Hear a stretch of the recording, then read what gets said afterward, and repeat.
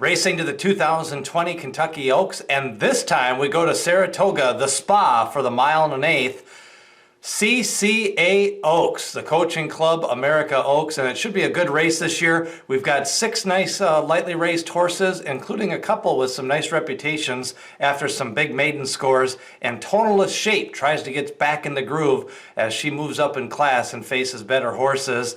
Should be interesting. I think the winner, or maybe even the top 2 in this race, could be among the top 8 or 9 Oaks favorites at Churchill Downs.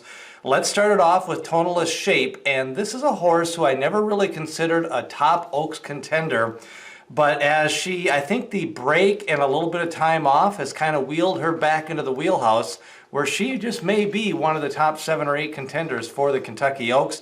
Big win last time out at Gulfstream Park in minor stakes race. Before that, she had lost as the favorite in the Gulfstream Park Oaks. She kind of got unraveled that day. They had a real long post parade and they took about an extra 10-12 minutes. They walked around. She noticeably kind of lost her race in the post parade. Ended up kind of just washing out a little bit. She was getting all agitated. And so I think you can kind of throw out that Gulfstream Park Oaks. If you do that, she's got a 94 in the Devona Dale. She's got an 86 in the Forward Gale Stakes. And she's 6 for 7 lifetime. So she definitely fits in this spot. Irad Ortiz in the saddle. Meanwhile, you've got Antoinette, another horse Bill Mott sends out, hard-spun trainee. You know, she ran a nice race last year to close out the campaign on a race that was moved to the dirt from the turf. Then she showed a little bit of speed against Finite when she was running well. And then the last time out, she faced a top horse in Sweet Milena on the turf. So she's going to go turf to dirt here. But the pedigree has always been a little bit for the dirt, being out of an elusive quality mare. She seems a little bit slower, but she should be forwardly placed in this spot. Meanwhile, Altaf is probably going to be the race favorite. Chad Brown trained, and a monster victory at Churchill Downs. Coming from off the pace, passing the entire field. This was her 2nd lifetime start and a noticeable improvement in her speed figure. Now, a lot of times that 2nd and 3rd start can be the key race where they kind of dictate if they're going to be in that 95 range. So Altaf is one of those horses that's got an 89 in her last race, but she's probably ready to run a 93 or 94 career top here in the CCA Oaks.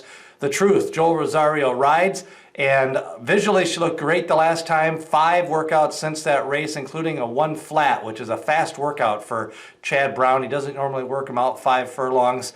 She's got a good workout pattern. She visually looks good. Medaglia d'Oro is the sire, and Smart Strike is the broodmare sire, so really a chance to be any type. And they threw her on the turf in their first race, but it was a route race, a mile on the turf. So back-to-back 1-mile races should have her set up for a 1.125 miles. Now, she's probably going to come a little off the pace, so she's going to have to be a little closer to the pace to stick with this field, especially with it being a small field.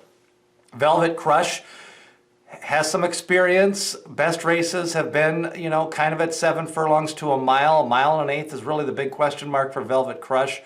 Tap it out of an exchange rate mare, so the pedigree says she can get the distance, but she's kind of gotten loose with slow fractions in her 2 best wins.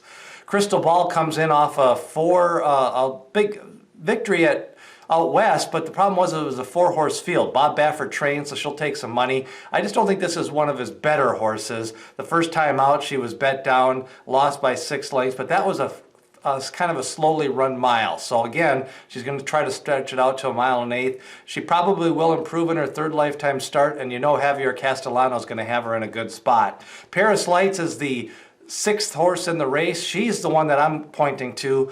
Curlin out of Bernardini, visually impressive the last time out, was never asked, didn't hand the whole race, and was bet down to 3 to 5 on the dollar. She's where the smart money is going to be in this race. She was bet down 2 back to the favorite as well, and in her debut at 7 furlongs, which is where Bill Mott runs a lot of his good horses, 7 furlongs in their debut. She's got 3 lifetime races. She's got a 91 and a 94. She clearly has some talent.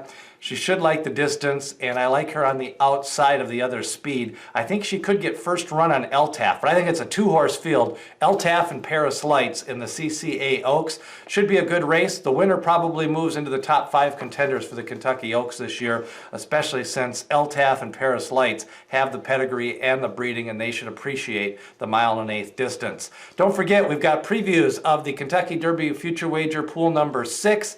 Also, taking a look at the Oaks Future Wager Pool number 2. And remember, hit subscribe, smash that like button, share this horse racing video with all your horse racing friends. And remember, we need more subscribers to get more views on the way to the 2020 Kentucky Oaks.